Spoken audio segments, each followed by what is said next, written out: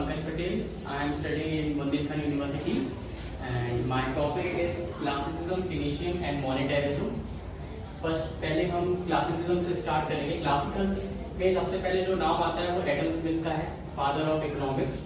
उन्होंने थ्योरी दी थी classical theory of development, जो कि 1776 में उन्होंने बुक भी आई थी, inequality to the nature and causes of the wealth of the nation. बहुत इंपॉर्टेंट बुक है। तो क्लासिसिज्म सबसे पहले स्टार्ट हुआ था, फिर उसके बाद केनीशियन आए थे एंड देन उसके बाद मॉनेटरिज्म, फिर न्यू क्लासिकल एंड न्यू केनीशियन। ये पूरा एरा है जो इकोनॉमिक्स का चलता हुआ आ रहा है ये, ठीक है। हम स्टार्ट करेंगे पहले क्लासिकल्स से। क्लासिकल्स में हम जानने से पहले जो उसकी अगर क्लासिकल्स को भी समझना है तो सबसे पहले उसके अजम्पशंस समझने पड़ेंगे, उनके क्या व्यूज थे, उनके क्या विचार थे।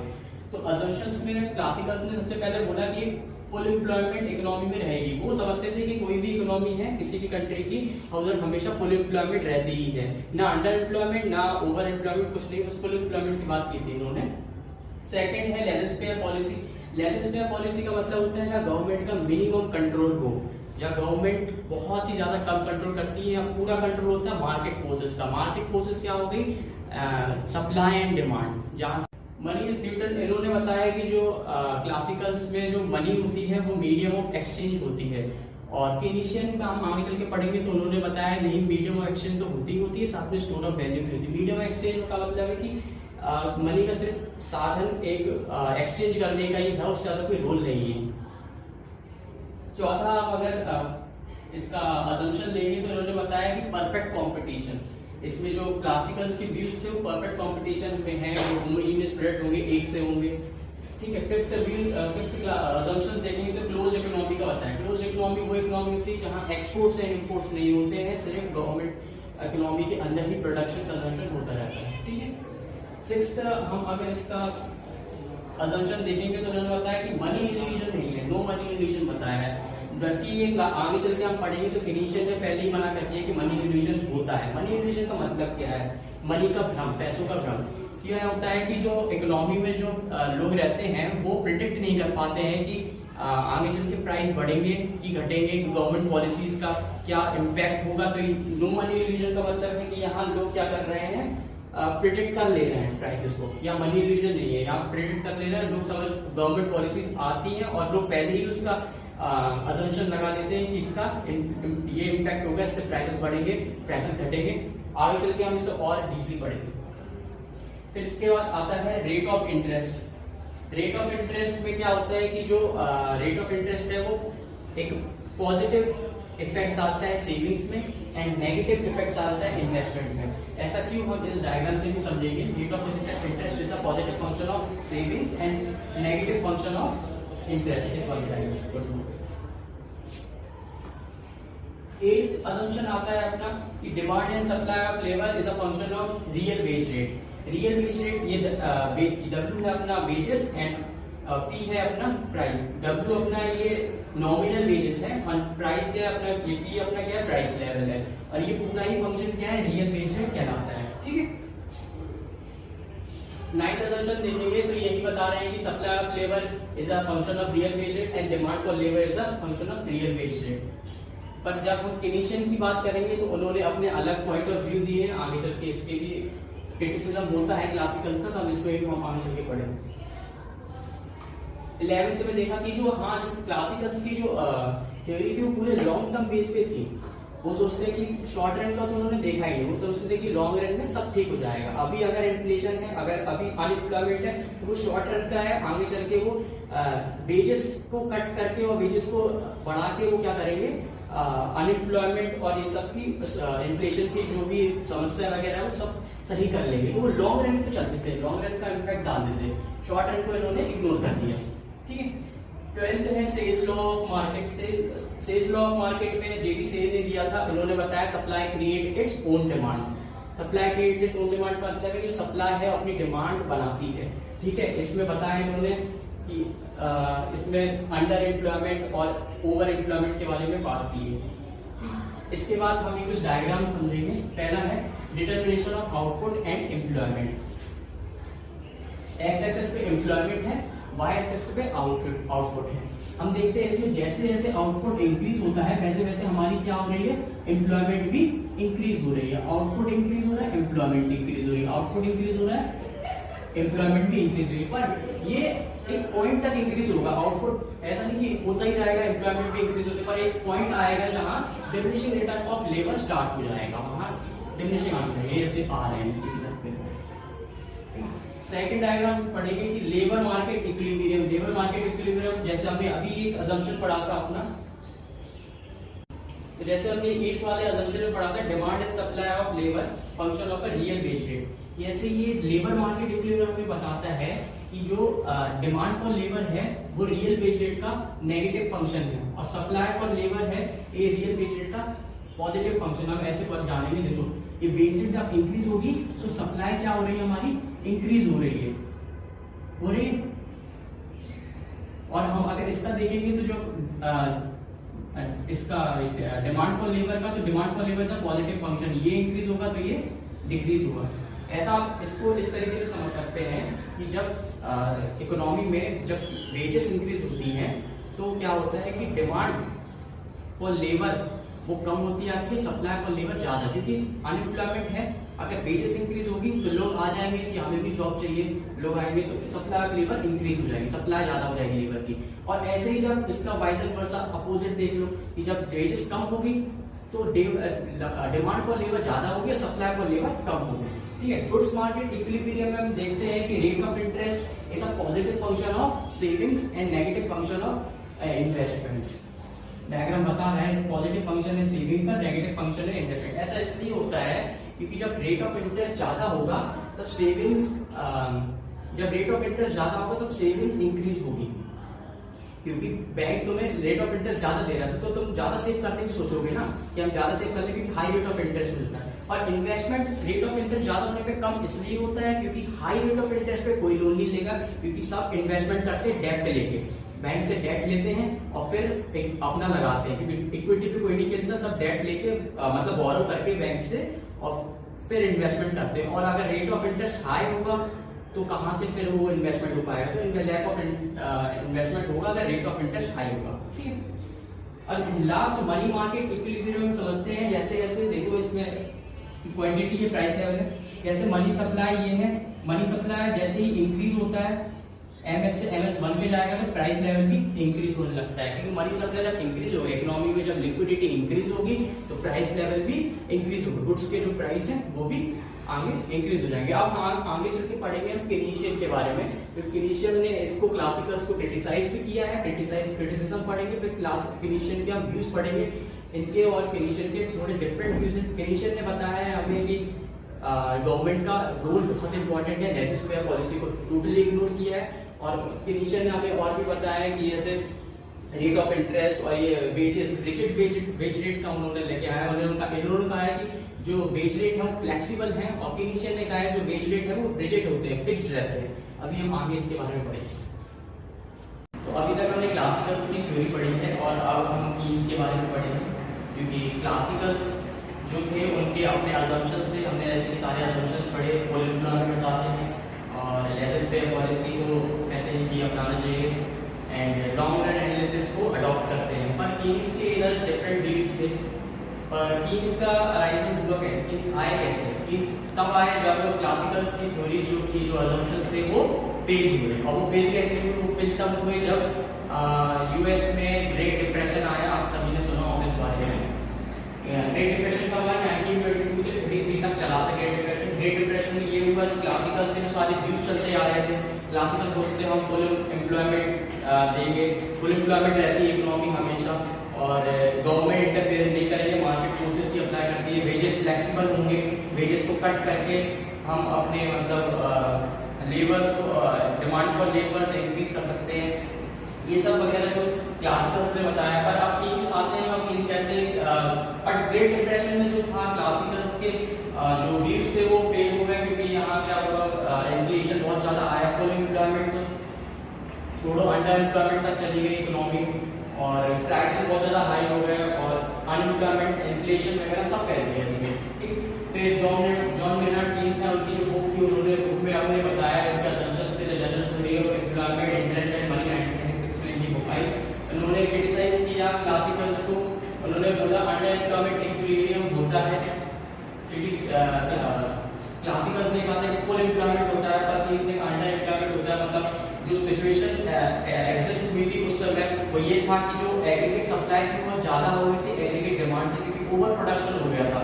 और डिमांड तो थी ही नहीं, इफेक्टिव डिमांड तो थी, इफेक्टिव डिमांड तो कीन्स ले गया है बिल्कुल अंडर डेवलप, बिल्कुल रिसेशन में चल रही थी उस समय कंट्री, ठीक है। दूसरा कहते हैं कि रेपुटेशन ऑफ सेल्स लॉ को बिल्कुल ही मना करते हैं, क्योंकि हम देख ही रहे हैं ग्रेट डिप्रेशन में कुछ काम तो उनका कुछ आया नहीं। सेल्स लॉ कहता था supply creates its own demand, no over production no under production, ना तो ओवर प्रोडक्शन होगा ना अंडर प्रोडक्शन होगा। पर हमने देखा कि जब ग्रेट डिप्रेशन आया तो इतना ज़्यादा ओवर प्रोडक्शन हो गया था इकोनॉमी में कि कुछ कहा नहीं जाए। लोगों के प्राइसेस जो थे इतने ज़्यादा डाउनफॉल हो गए थे, पर तब भी लोग कुछ खरीद लिए थे, क्योंकि लोगों के पास एम्प्लॉयमेंट नहीं थी, जॉब नहीं थी, और जॉब नहीं था तो लोगों के पास पैसा नहीं था, और पैसा नहीं था तो वो डिमांड ही नहीं कर पा रहे थे अपनी चीज़ें।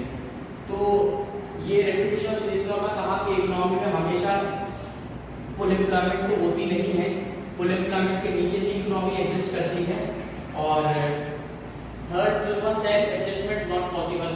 सेल्फ एडजस्टमेंट का मतलब जो क्लासिकल्स थे उन्होंने बताया कि जो डिमांड एंड सप्लाई है, मार्केट फोर्सेस है, वही क्या करते हैं उसी के अकॉर्डिंग मतलब इकोनॉमी लॉन्ग रन में फुल एम्प्लॉयमेंट को अचीव कर लेती है। पर इधर कीन्स ने कहा कि सेल्फ एडजस्टमेंट पॉसिबल नहीं होता है। थर्ड फोर्थ वाला होता है equality of saving and investment through income changes. आप अगर ध्यान करो तो मैंने बताया था जो सेविंग्स एंड इन्वेस्टमेंट था वो इसका किससे इफेक्ट होता था, रेट ऑफ इंटरेस्ट से इफेक्ट होता था। जब रेट ऑफ इंटरेस्ट इंक्रीज होता था तो सेविंग इंक्रीज होती थी, और वाइस वर्सा फॉर इन्वेस्टमेंट। पर ये बताते हैं जो इक्वालिटी है सेविंग और इन्वेस्टमेंट की थ्रू इनकम चेंज होने से होती है, ठीक। Money is not neutral.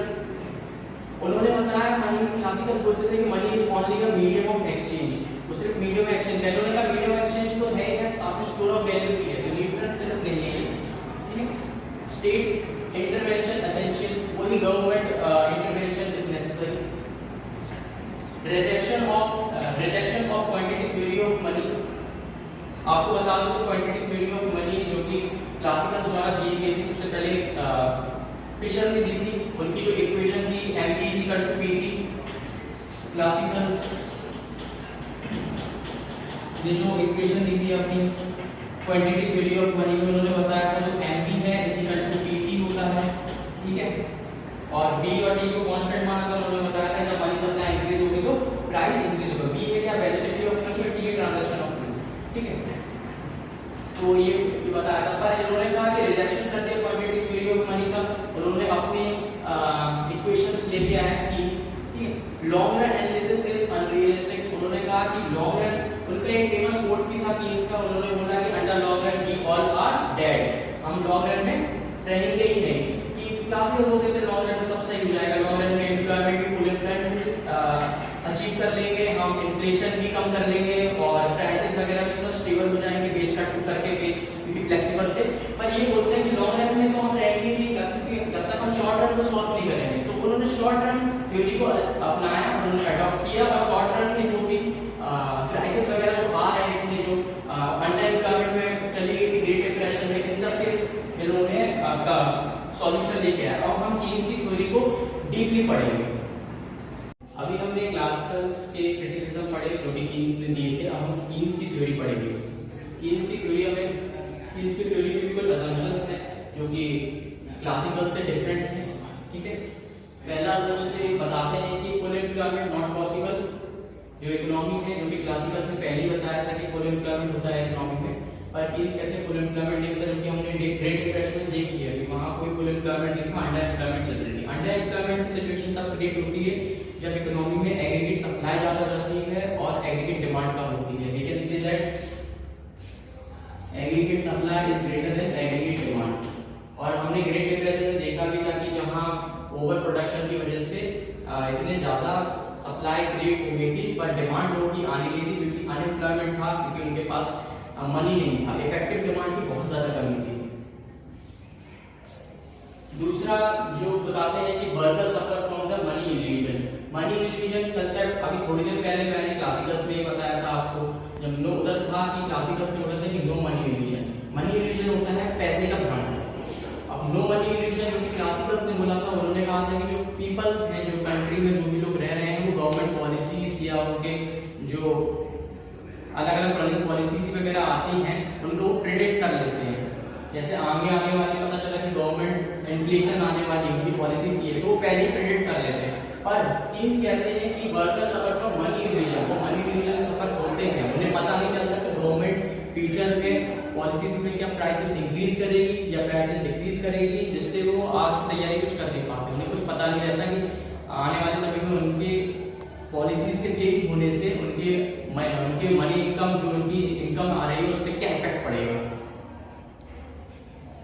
तो इसके हम एक एग्जांपल से समझते हैं। फॉर एग्जांपल, अगर कोई फर्म है और वहां अगर नो मनी इल्यूजन है क्लासिकल्स के अकॉर्डिंग, वहां लोग क्या कर रहे हैं, पहले ही प्रेडिक्ट कर ले रहे हैं, उन्हें नो मनी इल्यूजन। अगर उस फर्म में लोगों को पहले ही पता चल जाए कि गवर्नमेंट की पॉलिसीज के अकॉर्डिंग फ्यूचर में प्राइसेस इंक्रीज होने वाले हैं, प्राइसेस क्या होने वाले हैं, फ्यूचर में प्राइसेस इंक्रीज होने वाले हैं, तो वो क्या करेगी, वो लोग उधर जो फर्म के जो पीपल है, जो वर्कर्स है, उधर काम कर रहे हैं, लेबर्स हैं, वो क्या कहेंगे कि हमें हमारी सैलरी इंक्रीज करके दो, क्योंकि आने वाले समय में तो प्राइसेस इंक्रीज होने वाले हैं। तो वो क्या कहेंगे, हमारी इनकम जो है वो इंक्रीज कर दो। उससे क्या होगा, जब जो फर्म है वो उनकी इनकम इंक्रीज कर देगी, और जब इनकम इंक्रीज हो जाएगी उनकी, तो क्या होगा, जब वो प्राइसेस इंक्रीज होंगे और उसके अकॉर्डिंग जब वो नए वर्कर्स से जो हायर करने थे, जो नए लेबर्स को उसने एम्प्लॉयड करना था, वो नहीं करेगी। इससे क्या होगा, जो पॉलिसी है गवर्नमेंट की वो इनइफेक्टिव हो जाएगी, जो पॉलिसी होगी गवर्नमेंट की इनइफेक्टिव हो जाएगी। एक बार फिर से बता देता हूं कि क्या होता है नो मनी इल्यूजन में, जो पीपल्स होते हैं वो पहले ही प्रेडिक्ट कर लेते हैं गवर्नमेंट की पॉलिसीज एंड प्राइसेस को, जिसके अकॉर्डिंग वो फर्म जो भी आप जॉब कर रहे हैं वो कहते हैं कि हमारे इंक्रीज कर दो, प्राइस सैलरी वगैरह इंक्रीज कर दो, क्योंकि आने वाले समय में तो प्राइसेस इंक्रीज होने वाले हैं। जब उनकी सैलरीज इंक्रीज होती है, तो जब उनकी सैलरीज इंक्रीज होगी, तो उसके बाद जो फर्म जो हायर करने वाली होगी वर्कर्स को, क्योंकि जब प्राइसेस इंक्रीज होंगे तो जाहिर सी बात है कि कंपनी जो भी होगी, फर्म होगी, उसको मुनाफा ही होगा, क्योंकि प्रोड्यूसर की साइड से। और जब प्रोड्यूसर को जब फायदा होता है किसी फर्म को, तो वो और एक्सपेंड करती है अपना बिजनेस, लेबर को हायर करती है, पर अब वो हायर नहीं कर पाएगी, क्योंकि लोगों ने अपनी सैलरी इंक्रीज कर ली है, वो उतनी नहीं रहेगी, और जो पॉलिसीज जो गवर्नमेंट लेके आई वो इनइफेक्टिव। गवर्नमेंट का क्या रोल रहता है, गवर्नमेंट पॉलिसीज क्यों लेके आती है, अगर प्राइसेस इंक्रीज कर रही है गवर्नमेंट, तो क्यों कर रही है, इसलिए प्राइसेस इंक्रीज कर रही है ताकि जो कोई भी बिजनेस फर्म है वो प्रॉफिट कमा सके, और प्रॉफिट जब वो कमाएगी, जब वो आउटपुट इंक्रीज होगा, जब उसका प्रोडक्शन इंक्रीज होगा, तो वो और वर्कर्स को हायर करेगी और लेबर्स को हायर करेगी, जिससे एम्प्लॉयमेंट जनरेट होगा, जो कि इधर नहीं हो पाता है। तो कीन्स कहते हैं कि workers suffer from money illusion. इधर क्या होता है कि इसमें मनी इल्यूजन कि वो प्रेडिक्ट नहीं कर पाते हैं वर्कर्स को नहीं पता होता कि पॉलिसीज का ये इम्पैक्ट होगा, जिसके अकॉर्डिंग क्या होता है कि वो सैलरीज वगैरह जो उनकी इनकम पे इफेक्ट आने को निकल जाता है, जो वो सैलरीज कहते ही नहीं है किसी फर्म में या बिजनेस, उसमें कहते ही नहीं कि हमारी सैलरी इंक्रीज करो, जिसके अकॉर्डिंग क्या होता है, प्राइसेस इंक्रीज हो जाते हैं फ्यूचर में, और जो बिजनेस फर्म्स रहती हैं वो अपना आउटपुट एक्सपेक्ट करती है, और एम्प्लॉयमेंट भी, वर्कर्स भी हायर करती है, एम्प्लॉयमेंट जैसे जनरेट होती है। ठीक है, I hope you understand. Third point बताते हैं कि demand for labour is a function of real wage rate. मैंने क्लास में भी बताया था कि डिमांड फॉर लेबर होता है function of real wage rate का, जहां W मैंने बताया था जो कि वेज रेट होता है, nominal wage rate, and P बताया था प्राइस लेवल होता है, और ये पूरा क्या होता है, रियल वेज रेट होता है। ठीक है, पर कीन्स भी यही कहते हैं, पर कीन्स कहते हैं supply for labour is a function of only a nominal wage rate. Supply function क्या है, सिर्फ फंक्शन है नॉमिनल वेज रेट का, because workers can not estimate the effect of price level on their income। मैंने अभी थोड़ी देर पहले बताया था कि वर्क इधर मनी इल्यूजन है, तो वर्कर्स एस्टिमेट ही नहीं कर पा रहे हैं कि प्राइसेस के इंक्रीज होने से उनकी इनकम पे क्या इफेक्ट पड़ेगा। जब ये एस्टिमेट ही नहीं कर पा रहे हैं, तो हम प्राइस लेवल को कैसे ले सकते हैं। तो इधर supply for labour is a function of nominal wage rate होगा, not a real wage rate, क्योंकि वो एस्टिमेट नहीं कर पा रहे हैं, workers can not estimate the effect of price level. Price level का क्या इफेक्ट है उनके इनकम पे, वो नहीं एस्टिमेट कर रहे हैं, नहीं कर पा रहे हैं। फोर्थ है तो money also act as a store of value. ठीक है, मीडियम ऑफ एक्सचेंज कहा था उन्होंने सिर्फ, और इधर ये क्लासिकल इधर कीन्स से बताते हैं कि ये स्टोर ऑफ वैल्यू का भी act as a role play करती है। शॉर्ट रन एनालिसिस, क्लासिकल्स में उन्होंने बताया था कि लॉन्ग रन एनालिसिस में सब ठीक हो जाएगा,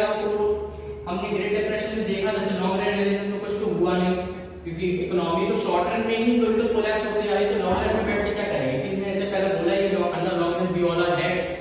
तो वो शॉर्ट रन एनालिसिस को इंकरेज करते हैं कि शॉर्ट रन में आप देखो अनएम्प्लॉयमेंट जो क्रिएट हुई है सिचुएशन उसको कम करो। और एक चीज और जो टीम्स है वो इफेक्टिव डिमांड का भी कंसेप्ट लेके आए हैं। इफेक्टिव डिमांड को कहते हैं कि आप कुछ नहीं करो, इकोनॉमी में लोगों से बोलो कि अगर उनके पास एम्प्लॉयमेंट नहीं है आप कुछ नहीं, बस एक इफेक्टिव डिमांड लाओ। कैसे लाओ, कि आप उनसे बोलो कि आप गड्ढे खोदो, वर्कर्स से कहो कि आप गड्ढे खोदो और फिर उन्हीं गड्ढे को उनसे भरवा दो और इसके तो उन्हें पैसे दे दो। अब उनके पास जब पैसे आएंगे, जब मनी आएगी तो उनके पास डिमांड आएगी, जब डिमांड आएगी तो वो अपनी डिमांड करेंगे प्रोड्यूसर से, और प्रोड्यूसर जब डिमांड करेंगे तो उसके बाद क्या होगा, जो ओवर प्रोडक्शन इकोनॉमी में पहले से ही है ग्रेट डिप्रेशन के अंदर, वो थोड़ा सा कम होने लगेगा। तो इफेक्टिव डिमांड की बहुत ज्यादा कमी थी और इफेक्टिव डिमांड का कंसेप्ट ये लेके आए वो सेविंग और इन्वेस्टमेंट में भी कंजम्पशन एंड इन्वेस्टमेंट को भी इंकरेज करते हैं। आगे देखेंगे तो Keynes money based rigidity model लेके आया। मनी बेस्ड रिजिडिटी का मतलब उधर बोलिया जो वेजेस हैं वो इन्होंने फिक्स बताया। जो क्लासिकल्स कहते थे कि वेजेस जो है वो फ्लेक्सिबल हैं। इन्होंने बताया unemployment can be reduced to the price level but not the money based rate. Classicals कहते थे कि हम वेजेस फ्लेक्सिबल हैं, वेजेस को हम कट कर देंगे तो हम क्या, अगर जब वेजेस कम हो जाएगी तो लोग क्या करेंगे, डिमांड फॉर लेबर इंक्रीज करेंगे। और इसका जस्ट अपोजिट, अगर वेजेस को इंक्रीज कर देंगे तो सप्लाई ऑफ लेबर इंक्रीज हो जाएगी। पर ये कहते हैं कि unemployment can be reduced to the price level. Wages को ना रेट मान के रखा, अगर हम प्राइस लेवल में चेंजेस लाएंगे, जैसे मनी रिजल्ट में पढ़ा, प्राइस लेवल में अगर हम प्राइस लेवल इंक्रीज कर देंगे, गवर्नमेंट इंक्रीज कर देगी अपनी खुद की पॉलिसीज, तो क्या होगा, जो भी बिजनेस फर्म वगैरह है वो अपना आउटपुट एक्सपेंड करेंगे एंड एम्प्लॉयमेंट जनरेट होगा। ठीक, तो इसके कुछ कारण हैं कि कैसे मनी बेस्ड होता है। मनी रिलेशन तो क्या है, मुझे पहले बताया, वेजेस फिक्सेशन थ्रू कॉन्ट्रैक्ट्स, वो एक कॉन्ट्रैक्ट बना देते हैं सप्लाई वर्कर्स के थ्रू कि आपकी वेजेस इतनी ही होगी, इससे ज्यादा नहीं हो सकती। और मनी बेस्ड रेट होने का क्या कारण है, ये हो सकता है कि मिनिमम वेज लॉ, एक ऐसा मिनिमम वेज लॉ लेके चलेंगे कि आपकी आने वाले समय में इससे ज्यादा एक्सपेंड नहीं हो पाएगी वेज रेट। ठीक है, और फोर्थ आपका अगर कारण है मनी बेस्ड रेट मॉडल का, तो एफिशिएंसी वेजेस। एफिशिएंसी वेजेस का मतलब है कि वर्कर्स की क्या करेंगे कि उनकी वेजेस इतनी ही कमी कर देंगे कि उनका काम करने का मन ही ना करे, एक एफिशिएंट लेवल पे वेजेस बना के रखेंगे ताकि वो अपना काम करते रहे। तो ये था हमारा कीनशियन थ्योरी ऑफ मॉडल, जो कि क्लासिकल्स के बाद आता है। और इन्होंने बहुत सारे, अभी मैंने बताया बहुत सी चीजें बताई इन्होंने, जैसे लेजर फेयर का नहीं होना, government intervention is damn necessary, and supply जो अपना सेल्स लॉ थी, सेल्स लॉ को उन्होंने डिस्करेज किया। उन्होंने कहा अंडर प्रोडक्शन ओवर प्रोडक्शन में भी होता है, उन्होंने no over production under production का, और भी बहुत सारे कंसेप्ट लेके आए। मैं आपको एक डायग्राम बता देता हूं जो कि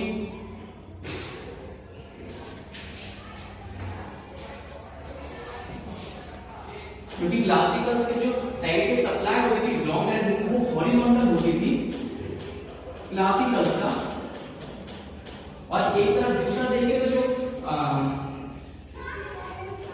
जो एग्रीगेट सप्लाई होगी कीनशियन में वो पहले तो हॉरिजॉन्टल होगी और फिर एक टाइम पे आके वो वर्टिकल हो जाएगी। ऐसा इसलिए होता है क्योंकि इधर क्या है, फुल एम्प्लॉयमेंट, इधर क्या होता है, फुल एम्प्लॉयमेंट होता है। ठीक है, इस वजह से वो हॉरिजॉन्टल हो जाती है। और क्लासिकल्स ने बताया जो एग्रीगेट सप्लाई होती है वो फ्लेक्सिबल होती है। ठीक है, और जो क्लासिकल्स ज्यादा फोकस करते हैं सप्लाई साइड पे और जो कीनशियन ज्यादा फोकस करते हैं डिमांड साइड पे। अब हमने क्लासिकल्स पढ़ लिए, कीनशियन पढ़ लिए, ये कुछ डायग्राम थी। अब हम पढ़ेंगे मॉनेटरिज्म। अब इसके बाद मॉनेटरिज्म आते हैं। मॉनेटरिज्म का नाम सुनते ही आपको सबसे पहले याद आ जाना चाहिए कि मिल्टन फ्रीडमैन। अभी हमने कीनशियन मॉडल के बारे में पूरा पढ़ा, क्लासिकल्स के क्रिटिसिज्म पढ़े, कीनशियन द्वारा जो दिए गए थे, फिर कीनशियन की पूरी थ्योरी पढ़ी, उनके कुछ डायग्राम पढ़े, बुक्स एंड उनके जो आर्टिकल जो भी उन्होंने दिया था, व्यूज वगैरह हमने सब पढ़ा। अब आते हैं मॉनेटरिज्म पे।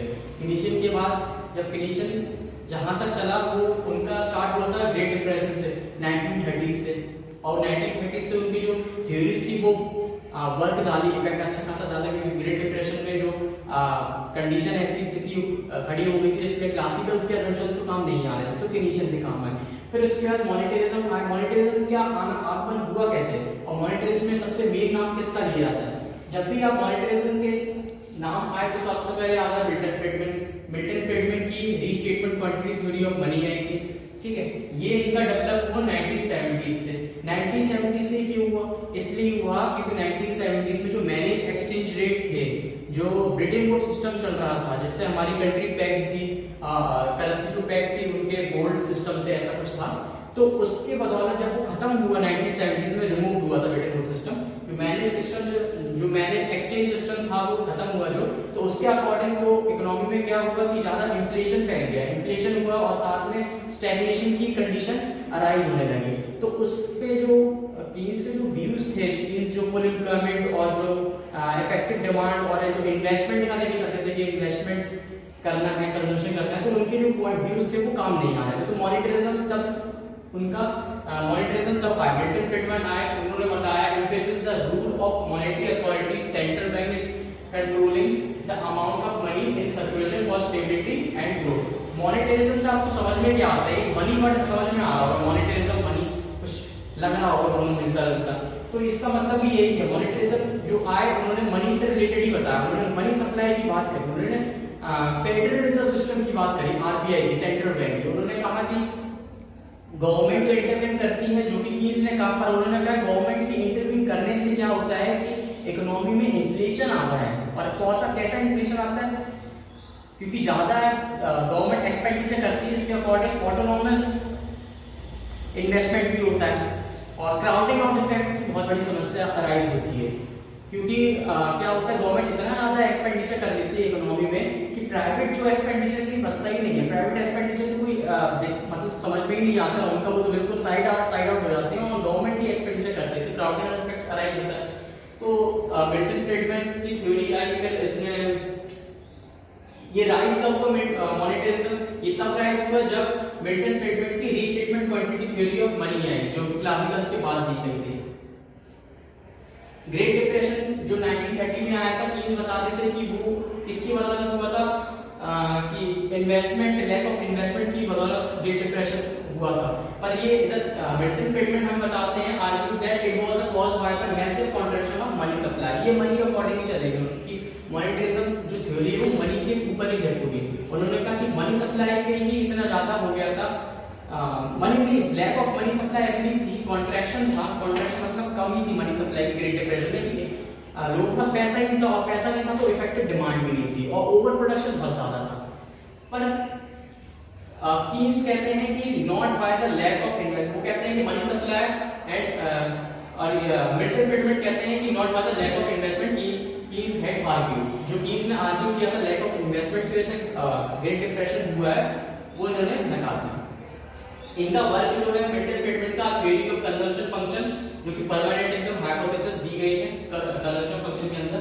बुक्स इनकी है कैपिटलिज्म एंड फ्रीडम, ठीक है, sorry freedom, capitalism and freedom, and his solution to inflation and short term function in employment and real GNP gross national product is money supply rule. उन्होंने मनी सप्लाई रूल बताया, जो उनका solution था inflation और short term fluctuation जो आता है employment में, अंडर एम्प्लॉयमेंट होगा शॉर्ट टर्म के ऊपर, तो उनका जो सबका जो सॉल्यूशन था वो मनी सप्लाई था उनके अकॉर्डिंग, इसके अकॉर्डिंग मिल्टन फ्रीडमैन के अकॉर्डिंग।